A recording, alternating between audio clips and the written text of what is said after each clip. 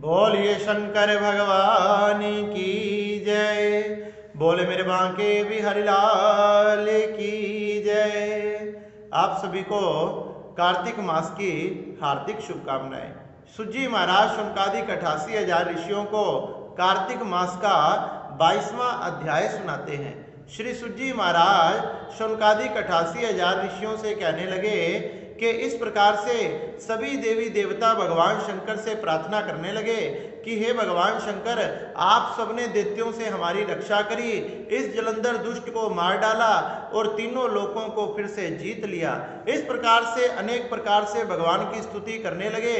भगवान शिव शंकर कहने लगे कि हे देवताओं, ये सब मेरी लीला थी तथा मैंने किसी भी प्रकार से तुम्हारे लिए नहीं, मेरे ही लीला के अनुसार उसका वध किया तथा उसकी ज्योति मुझ में आकर समा गई तथा यह सब मेरी माया थी।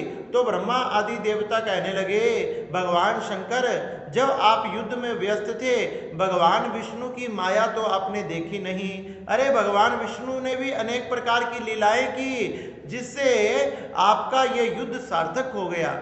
भगवान शंकर को बताने लगे कि किस प्रकार से भगवान नारायण ने वृंदा को मोहित किया और वृंदा को मोहित कर कर जलंधर का रूप धारण कर कर उसके पास रहने लगे। एक दिन वृंदा ने पहचान लिया तो वृंदा ने अनेक प्रकार से श्राप देते हुए अग्नि में प्रवेश कर गई और अग्नि में प्रवेश करने के बाद परम गति को प्राप्त हुई। जब वृंदा परम गति को प्राप्त हुई, भगवान नारायण उस वृंदा के तेज से मोहित हो चुके थे। भगवान नारायण वृंदा के तेज से मोहित होकर उसके शरीर की राख लपेटकर चारों तरफ घूम रहे हैं और वो अगर चारों तरफ घूमते रहेंगे तो इस सृष्टि का पालन कौन करेगा।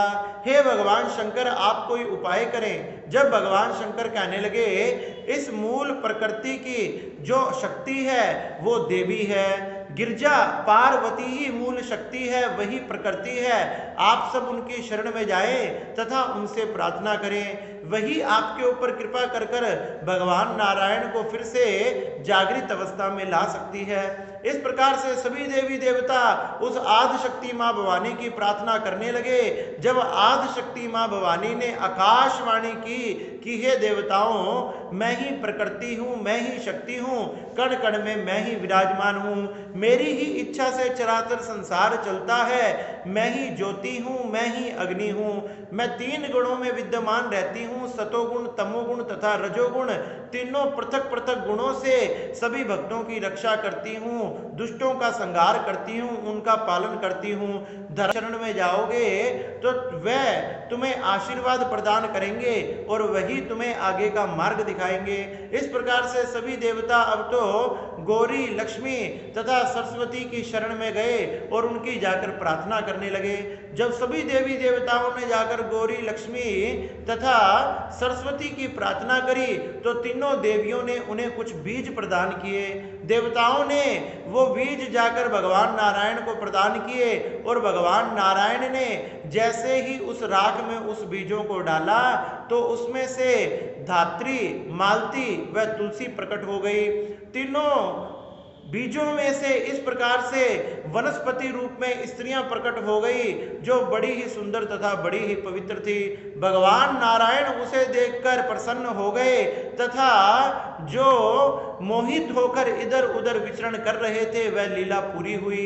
इस प्रकार से भगवान तुलसी, मालती, धात्री के दर्शन करके प्रसन्न हुए तथा जभी से भगवान को ये तीनों प्यारी हो गई, इसलिए भगवान नारायण को तुलसी समर्पित की जाती है। श्री सुजी महाराज कहने लगे, इस प्रकार से भगवान नारायण जो वृंदा के ऊपर मोहित थे, इस प्रकार से उनके मोहित जो संबंधित जो ये लीला थी वह पूर्ण हुई और भगवान तुलसी आदि के दर्शन करके अपने धाम को चले गए।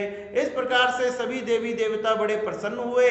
सुजी महाराज ने शौनकादिक 88,000 ऋषियों को ये भगवान नारायण के मोहित होने की तथा तुलसी के प्रकट होने की बड़ी ही सुंदर कथा सुनाई।